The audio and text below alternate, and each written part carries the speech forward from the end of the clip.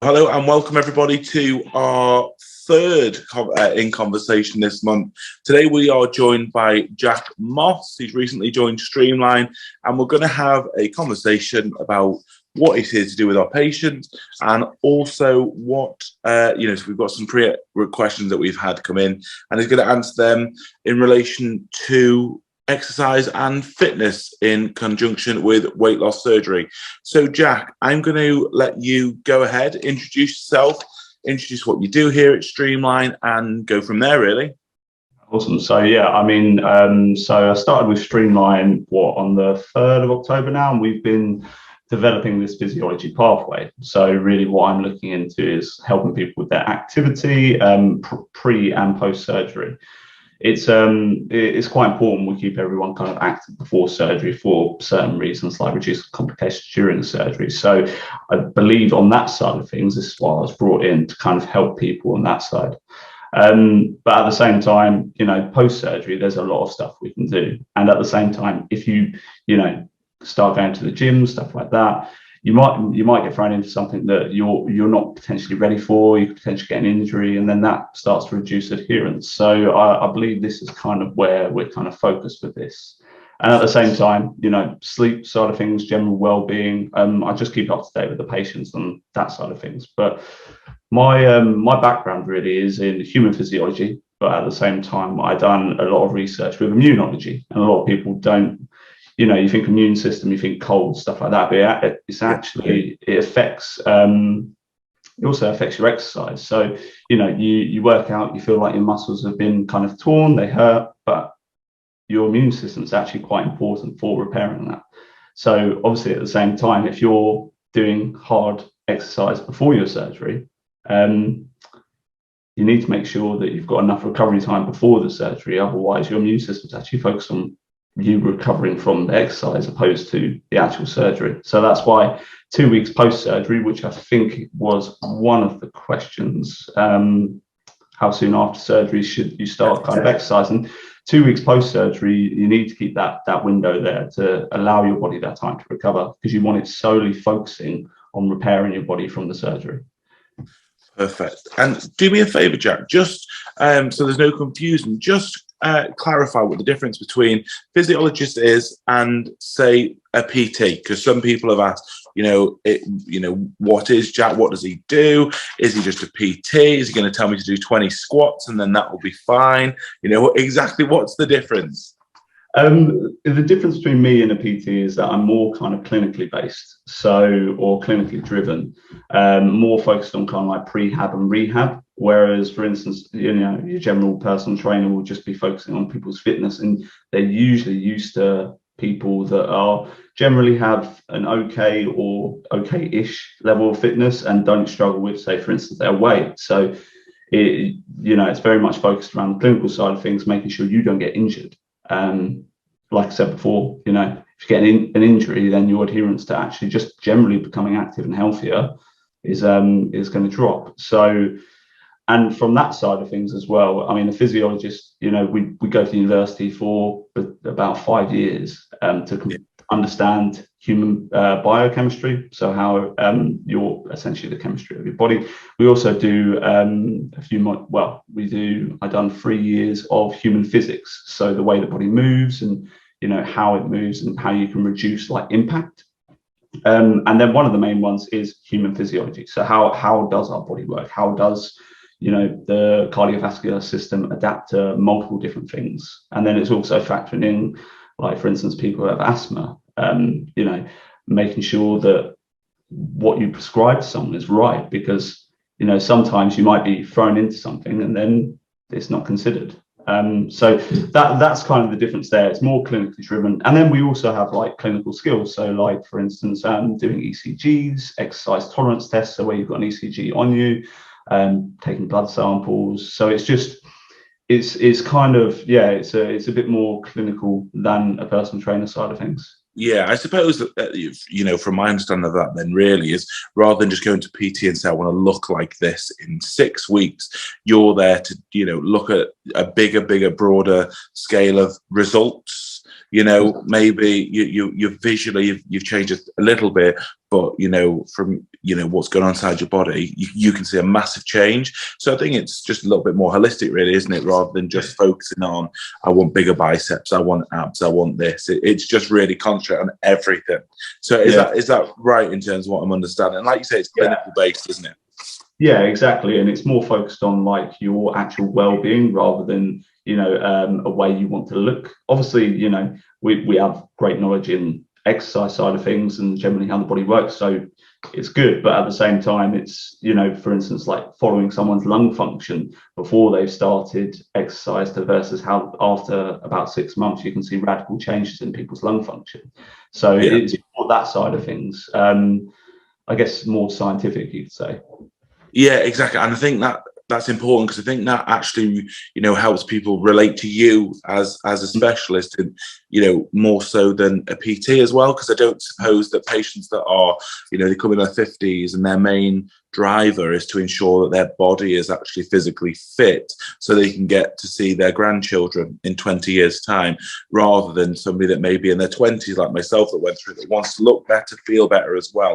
But I think for me, my main driver was image. So it's really just understanding that, the goals can be, met with the help of yourself, and it's not just a physical change, really, is it? So I think we've covered that first question then. What will you be providing to patients if that support is there, and it's just that ongoing sort of checklist and sort of check-in, really, and pre-operatively it's the safety of the operation, isn't it, to make sure that somebody is safe. Am I right in thinking that you will eventually be part of the MDT teams for our patients go through? Perfect. So for those people that don't know, the MDT team is like the multidisciplinary team. They go through patients, most patients, to be honest with you, to make sure that surgery is safe and is right for them. So if you were worried about anything about your health, a lot of people do come and say, I'm not sure if I'm fit enough for surgery. Well, at least you've got the surgeons, the nurses, the psychologist Jack on board to make sure that you are right for surgery and you're ready to go.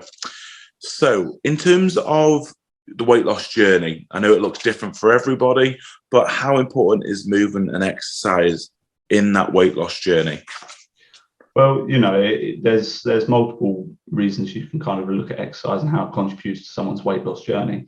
One, like we previously discussed, reducing complications. It also increases helps with your recovery time post-surgery, but also a lot of the scientific research suggests that you can lose between an extra 2 to 8% of your total body weight just through doing exercise. Now that's dependent on the mode of exercise you're going to do. So if you were going to do resistance training, for instance, there's less calorie burn in that because you typically don't do it for as long. Whereas cardio, you do that for longer periods of time. But also at the same time, exercise is important for the weight loss surgery journey, but it's also important to kind of instill this, healthier lifestyle, healthier kind of active approach after surgery, because we don't just want to, take care of, people, get them into their surgery, have their surgery, there you go, it's all good. No, we want to, help people further than that, and instilling these sort of positive things into their lifestyle will hopefully, progress them to that. Yeah, and correct me if I'm wrong, I just think exercise is part of everybody who is healthy, so to speak. It's part of their daily life, and I think it's important that we incorporate. I mean, I know personally speaking, exercise was probably something I never ever did, and I would consider, probably walking around the office, walking to the bus stop as exercise, when really that's just a basic level of movement.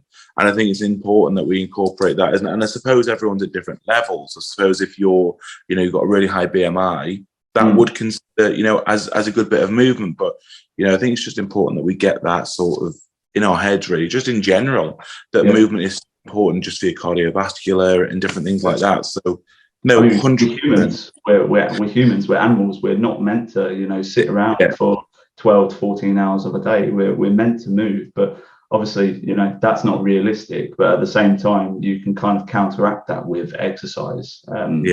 So, yeah. And I think it's simple things, isn't it? People go, oh, I haven't got time to fit in 2 hours at the gym. I haven't got time to do this. I think it's just being conscious of your movement, isn't it? Going getting up, maybe putting, I mean, it sounds so simple, but sitting, if you are on hot desking, for example, go to the furthest desk away from the loos, or, you know, your water fountain, just something like that. It's so simple to try and get it in. So benefits of exercise, I think we all know, you know, the main things, but, you know, what can it help with, you know, like within the biology of a person? How can it help? So when looking at exercise from this perspective, there's multiple areas that can help, but that depends on the mode of exercise. So for instance, cardiovascular exercise, or what we all know as cardio or aerobic exercise, that can really help with improving your lung function. So the ability in which your lung can exchange oxygen, put it into your body, and then, you know, that's essentially a nutrient in itself. Without enough oxygen to our body, we can't perform as we should do. You also have adaptations to the heart as well. So it essentially makes your heart stronger. This is done by increasing the size or the thickness of the left ventricle in your heart. That then means that it can pump more blood. So we all know what kind of like heart rate is, but you also have a thing called stroke volume. So stroke volume is the amount of blood that can be pumped within one beat, basically. So when people talk about having a low resting heart rate, typically, you know, if they don't have a heart condition, it's usually related to the fact they're a fit individual and their heart's just very efficient and strong. And that comes with cardio. But then you also have resistance-based exercise. So the resistance-based exercise just helps with, so for instance, your muscle, it does increase in size over time. And then you also have the fact that it increases, helps with bone density, so how strong your bones are. It also helps with joint health. So as long as you've not got, you know, any kind of mobility related injuries in certain areas, so like osteoarthritis in your knees, stuff like that, or severe cases of it, resistance exercise can really help with increasing joint health. And then you also have the other side of things, which is more like things like yoga and balance kind of exercise, which, you know, helps with our general locomotion, like even our confidence just moving in certain different ways. So your body adapts to, you know, different movements and different modes of exercise differently. So it's always important to incorporate every single type of mode. Yeah.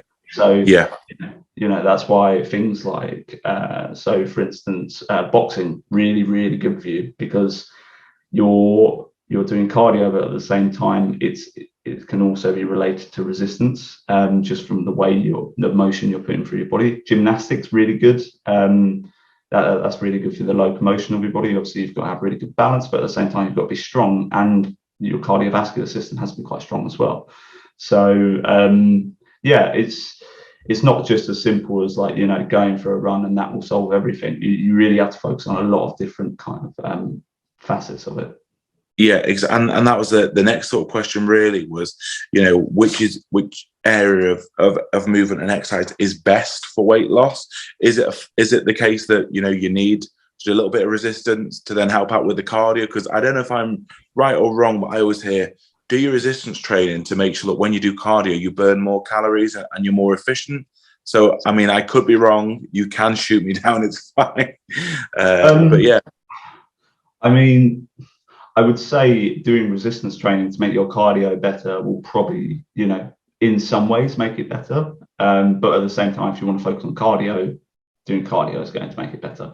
However, in regards to like overall weight loss, you have to think about it like this. So you can do weight training for about, you know, 15-20 minutes, and that will, you know, burn X amount of calories. Whereas cardio, you usually do it for a long period of time. It usually has your heart rate up higher for a consistent period. So that level of exercise will actually make you burn more calories. Yeah. So, you know, if weight loss is the complete goal, and it's not, you know, you're not too focused on like strengthening your joints, bones, and also your muscles, then yeah, cardio is probably the way to go forward. However, like I said, it's important to incorporate all of it. Yeah. So from what we've learned from that then, Jack, is the fact that I bought into the PT mindset, and that £20 a session, I'm definitely getting the wrong information, and should probably come to someone like you rather than pay into a very, very big chain of gyms and their PTs. So yeah. Thanks for clearing that up. Anyway, so next question. Go on. I'm sure there's merit to some PTs. Some PTs really know what they're doing, and, you know, they're really passionate about understanding the human body. However, it's a bit of a minefield, and the health industry in itself is a bit of a minefield, and you never know what false information you're going to get given. Whereas when you talk to someone like me, it's like it's all scientifically sound knowledge. So if science can prove it, and there's, you know, many research articles that prove it, then you can pretty much put a bet on it that it's correct. Yeah, and I think that's an important point you make about the health industry being, you know, such a minefield of misinformation and just, you know, blatant lies that hook you in, really.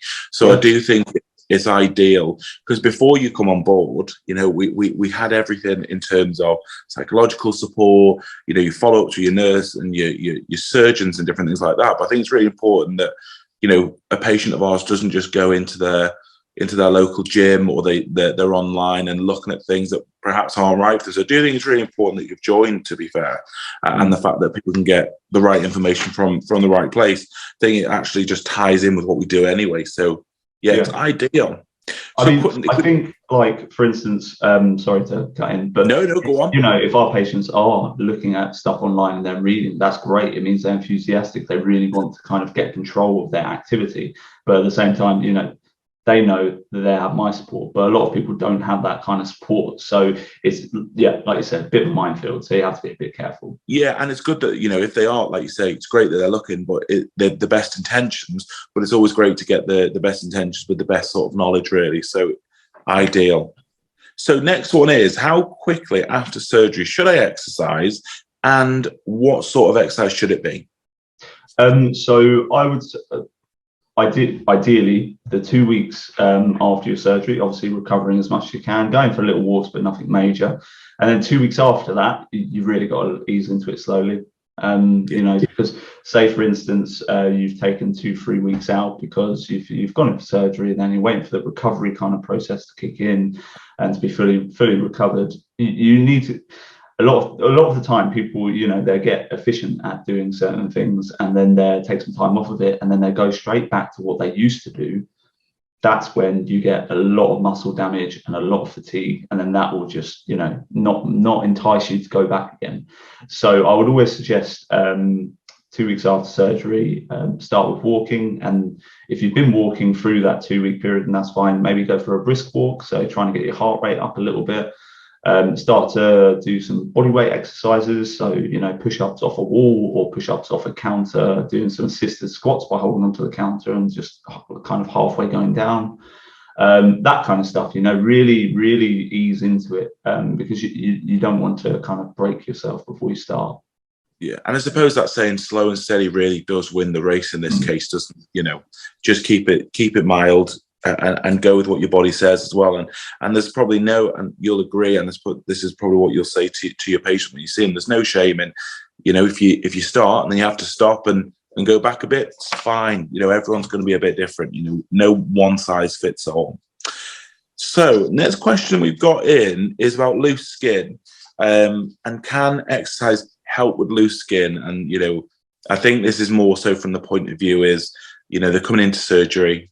They know there's going to be, you know, significant weight loss. The loose skin does happen to some people. It's just a fact. Can exercise help with that? So I've been reading a lot of the research surrounding this, and yes, it can. But if you know if you are going to be prone to that, then trying to stop it completely, or you know, it's going to be quite difficult. Yeah. Exercise can help with it, because, you know, if you're doing your resistance-based stuff, you're doing your cardio, mainly resistance-based though, because if you're toning those muscles up and they're more full, then essentially that's going to take up kind of more surface area. So, yeah, you know, that will help. But like I said, there's no, I wouldn't say you can do resistance-based exercise and expect to not see any loose skin if you're going to be prone to that. Yeah, and I think that's just being realistic, isn't it? That's just a realistic point of view. I think you know, we'd love to sell a dream that you're going to snap back, you're going to have perfect skin. It doesn't happen. You know, I've got a little bit of loose skin, probably every patient I have, but you know what? It doesn't affect their day-to-day life. It's not something, the majority, I'd say, some people, obviously, there's excess and that can be dealt with surgically, but, you know, everyone, you know, I've got a tiny bit on my arms, but, you know, it doesn't bother me. Doesn't bother me. Like you say, you just have to move past it, and you will. So if you're asking that question, don't let it put you off surgery. You know, it will. If you're considering it and you know it's best for your health, go and do it. Loose skin is probably the least thing that you'll be thinking about after it anyway. So next one is, will strength or resistance training make me bulkier? So I think this is from the point of view where, losing weight, you then don't want to go and look big again, sort of thing. It really depends. It depends on whether you're male or female. So, for instance, males will typically put on muscle at a faster rate than females. It also depends on your genetics as well. So, if you naturally are a bigger person, then your body composition will naturally be a little bit bigger. However, saying that, if you do resistance training for 6 to 12 months as a woman, I wouldn't say you would end up looking bulky. I would say you're more toned than anything. It's very difficult specifically for women to put on mass amounts of muscle to then look bulky. For men, it's a little bit different. They will notice a lot of kind of hypertrophy through the first 6 to 12 months. So hypertrophy is basically just muscle gain. They notice a fair amount of muscle gain from that, and their muscles kind of feeling fuller. So it's a yes and no answer. You have to be very consistent. So if you didn't want to look bulky, then essentially you want to focus on kind of more higher rep ranges. But at the same time, it takes years and years and years to build muscle. It takes absolutely forever. So you're not going to do a resistance-based protocol for 3 months and then look like Arnold Schwarzenegger. Yeah, exactly. And I think it's important to say that there's so much, there's products that people use to get to the size that they are. That their routines and their diets are sometimes insane. So people I know that So I don't think it's realistic to say that doing a few weights in the gym is then going to turn you in like Arnold Schwarzenegger. It just doesn't happen. Unless you then choose to eat pure protein all day long, take these products that make you bulk up and perform differently. That really is a way of life for the people that want to get like that. So I don't think it's realistic that's going to be the results for you. Next one. Some people don't like exercise. This is the thing I most look forward to when I'm doing it. How often should you have a rest day? This is dependent. There's no set number. This is really kind of dependent on how you feel, and only you are going to know how you feel. So, say for instance, you went to the gym and you've done a heavy session and you're really fatigued. Now, I wouldn't suggest training that muscle again until that fatigue is nearly minimal or gone. Just because you don't want to annihilate your muscle, you just want to stimulate it. So there's no one number answer. It really just depends. Like, for instance, I've recently started CrossFit, so I've been moving in different ways than I have done before, and I'm finding my recovery from weight training, I can pretty much recover within a day. But from CrossFit, well, it takes 3 days at the moment. So it's not a one-trick pony. You just need to know. You will feel it within yourself. When you're ready to go back, you will feel recovered. Yeah, I mean, I think that's just the perfect answer, really. But you're a little bit mental. I've been to a CrossFit gym, not knowing what it was. Looked around and thought, this is not for me. I'm going back to leisure centre for a swim. So yeah, I can understand why you're feeling like that after a couple of days. But next thing, people have hang-ups about different parts of their bodies. They don't like their arms. They don't like their legs. They don't like their stomach. Is it possible to target certain areas where you lose body fat from with exercises, or is it just a case that you have to be consistent and then eventually everything will come together? In regards to, losing body fat from specific areas, the simple answer is no. You can't just typically target one area. So, you can't do 100 sit-ups and expect your belly fat to start going quicker than your arm fat. Typically, your body fat will come off at a sort of an average pace. However, you can focus those areas that you want to look more toned with different modes of exercise to make it seem as though, you're losing more fat from that area, if that makes sense. If you have more toned muscle or more muscle mass in that area, that's going to take up more of that space. And muscle typically looks, a lot harder than, let's say, adipose tissue or fat. So, you can't lose fat from specific areas, but you can kind of work around it with the way you train. So yeah, so I mean, like you say, it is what it is, and you know, I know from the way I've trained as well is sometimes, and especially if there's any fluctuations in weight, you know, I can put maybe 4 or 5 pounds on over the Christmas period, and it'll go completely to a different place than where it was before, and I'm like, well, that was always the place that went, you know, that put weight on the last time. So I just think everyone, like you say, is different, aren't they? And it is what it is in terms of that. But, you know, in terms of, you know, helping them along, you're going to be there along their journey, along with all of our other teams, just to make sure they are getting the right advice. And, you know, it's perfect time to introduce you, because I think January will be a very busy time for you to say, you know, now's the time. I've got to do it. I've got to do some exercise. I've got to incorporate into the weight loss journey. So yeah, you'll be there to help people. Now, I think we've answered all the questions that we got, but yeah, I just want to thank you, Jack, for coming on, because it is important to introduce you, because like I say, I think it's just something that people that don't know about. We've had quite a lot of people that can't attend that have said, can we please have the recording of this? And I think it's good for them just to get an insight into yourself, what you do, and what you're going to be able to do with helping out. So thanks for joining us. And I think we're going to be doing a couple more of these in conversations next year. But until then, really, all that's left to say is have a great Christmas to everyone that's celebrating it. Have a great New Year for everybody that celebrates that at this time as well. And we will see you all next year.